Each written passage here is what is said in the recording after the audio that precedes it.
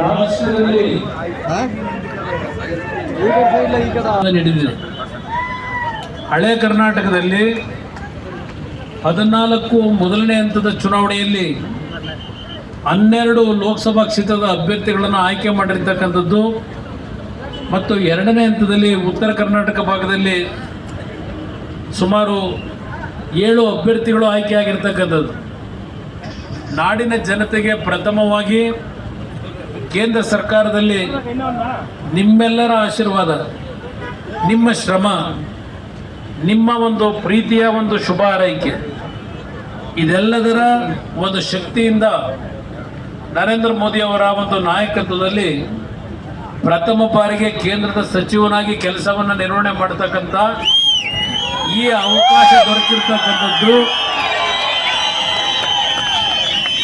ರಾಜ್ಯದ ಜಾತ್ಯತೀತ ಜನತಾದಳದ ಕಾರ್ಯಕರ್ತರು ಮತ್ತು ಬಿಜೆಪಿ ಪಕ್ಷದ ಕಾರ್ಯಕರ್ತರು ಇವರೆಲ್ಲರ ಒಂದು ಒಮ್ಮತದಲ್ಲಿ ಒಂದು ಮೈತ್ರಿಯ ಒಂದು ಯಶಸ್ವಿಯ ಒಂದು ಚುನಾವಣೆಯನ್ನು ನಡೆಸಿದ್ದೇವೆ.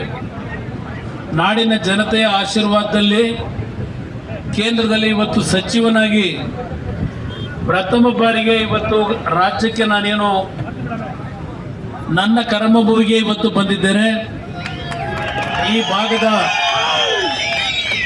ಈ ಭಾಗದ ನಮ್ಮ ವಿಶೇಷವಾಗಿ ಎಲ್ಲ ನಮ್ಮ ದೇವನಹಳ್ಳಿಯ ನೆಲಮಂಗಲದ ಮತ್ತು ಎಲ್ಲ ಕಡೆಯಿಂದ ಬಂದಿದ್ದೇವೆ. ಆದರೆ ಹೆಚ್ಚಿನ ಸಂಖ್ಯೆಯಲ್ಲಿ ಶಿಡ್ಲಘಟ್ಟದ ನಮ್ಮ ರವಿ ಶಿಡ್ಲಘಟ್ಟದಿಂದ, ಮತ್ತೆ ಅದಕ್ಕೆ ನಾನು ಹೇಳಿದ್ದು ಕೋಲಾರ ಜಿಲ್ಲೆ, ಚಿಕ್ಕಬಳ್ಳಾಪುರ ಜಿಲ್ಲೆ ಹೆಚ್ಚಿನ ಸಂಖ್ಯೆಯಲ್ಲಿ ಇಲ್ಲಿ ನಡೆದಿದೆ.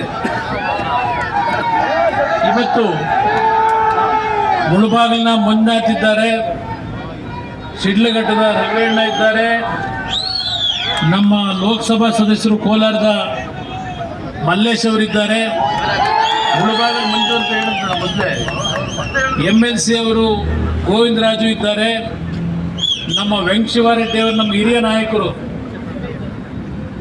ನಾಯಕರು ವೆಂಕಟಶಿವರೆಡ್ಡಿ ಅವರು ನನ್ನ ಆತ್ಮೀಯ ಸ್ನೇಹಿತರು, ವಿಧಾನಸಭೆಯಲ್ಲಿ ಉಪಸಭಾಪತಿಗಳಾಗಿ ಕೆಲಸ ನಿರ್ವಹಣೆ ಮಾಡಿರ್ತಕ್ಕಂಥ ನಮ್ಮ JK ಕೃಷ್ಣಾರೆಡ್ಡಿ ಅವರು, ನಾರಾಯಣ ಸ್ವಾಮಿ ಅವರು, ಡಾಕ್ಟರ್ ಶ್ರೀನಿವಾಸ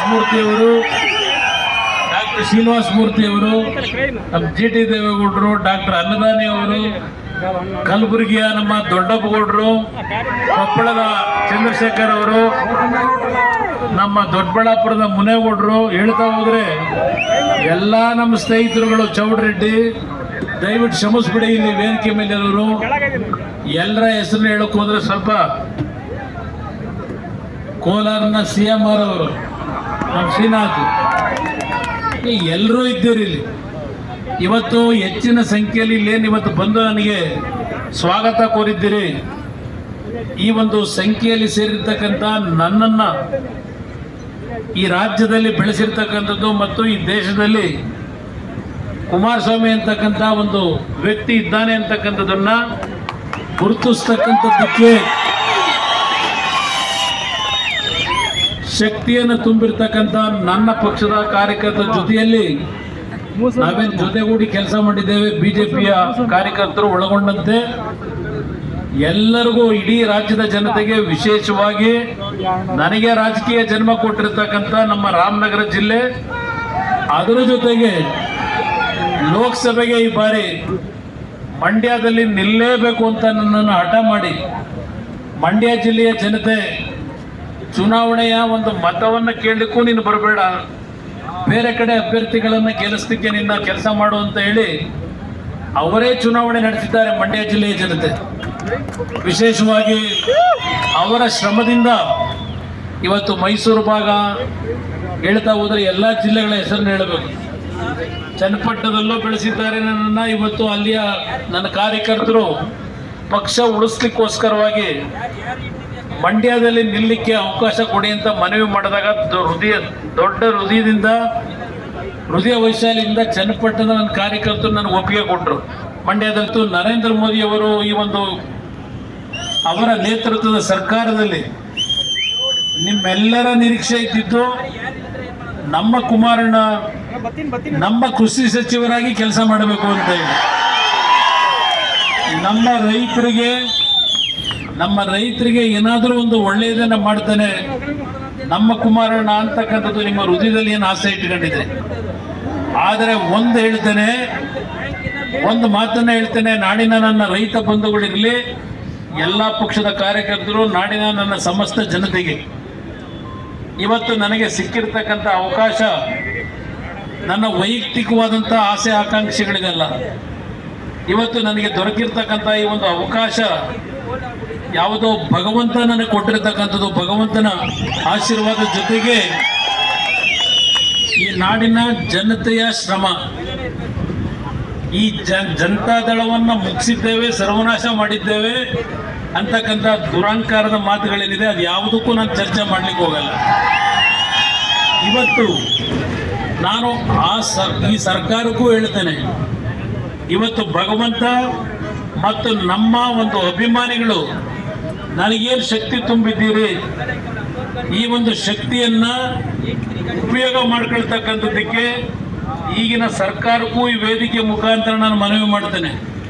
ನನಗೆ ಬೇಕಾಗಿರೋದು ಈಗ ರಾಜಕೀಯ ಅಲ್ಲ, ನನಗೆ ಬೇಕಾಗಿರೋದು ನನ್ನ ರಾಜ್ಯದ ಜನತೆಯ ಸಮಸ್ಯೆಗಳಿಗೆ ಪರಿಹಾರ.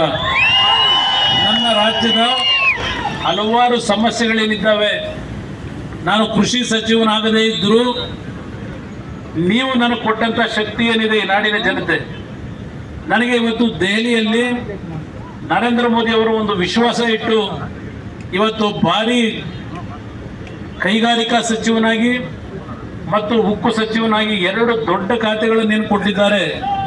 ಆ 2 ದೊಡ್ಡ ಖಾತೆಗಳೇನಿದೆ ಇವತ್ತು ಹೆಚ್ಚಿನ ರೀತಿಯಲ್ಲಿ ನನ್ನ ನಾಡಿನ ಯುವಕರಿಗೆ ಉದ್ಯೋಗವನ್ನ ತರ್ತಕ್ಕಂಥದ್ದಕ್ಕೆ ನನ್ನ ಕೈಲಾದ ಮಟ್ಟಿಗೆ ಯಾವ ರೀತಿ ಕೆಲಸ ಮಾಡಬೇಕು ಅನ್ನೋದ್ರ ಬಗ್ಗೆ ಚಿಂತನೆ ಇದೆ. ಅದ್ರ ಜೊತೆಗೆ ನನ್ನ ರೈತರ ಬದುಕು ಯಾವ ರೀತಿಯಲ್ಲಿ ಇವತ್ತು ನಾನು ಕೃಷಿ ಸಚಿವನಾಗದೇ ಇದ್ದರೂ ಕೇಂದ್ರದ ಸಚಿವನಾಗಿ ಕೇಂದ್ರದ ಕೃಷಿ ಸಚಿವರ ಜೊತೆಯಲ್ಲಿ ಅವರು ಸಹ ಮಧ್ಯಪ್ರದೇಶದ ಮುಖ್ಯಮಂತ್ರಿಗಳಾಗಿ ಸುಮಾರು 15 ವರ್ಷ ಮಧ್ಯಪ್ರದೇಶದಲ್ಲಿ ಆಡಳಿತ ನಡೆಸಿರ್ತಕ್ಕಂಥ ಶಿವರಾಜ್ ಸಿಂಗ್ ಚೌಹಾಣ್ ಅವರು ನನ್ನ ಜೊತೆಯಲ್ಲಿ ಒಂದು ಪ್ರೀತಿ ವಿಶ್ವಾಸ ಇಟ್ಕೊಂಡಿದ್ದಾರೆ. ನಮ್ಮ ರಾಜ್ಯಕ್ಕಷ್ಟೇ ಅಲ್ಲ, ಇಡೀ ರಾಜ್ಯದ ನನ್ನ ರೈತ ಬಂಧುಗಳಿಗೆ ನನಗೆ ಇವತ್ತು ಕೇಂದ್ರದಲ್ಲಿ ಸಿಕ್ಕಿರ್ತಕ್ಕಂಥ ಒಂದು ಅವಕಾಶದಲ್ಲಿ ನರೇಂದ್ರ ಮೋದಿ ಅವರನ್ನು ಸಹ ನಾವು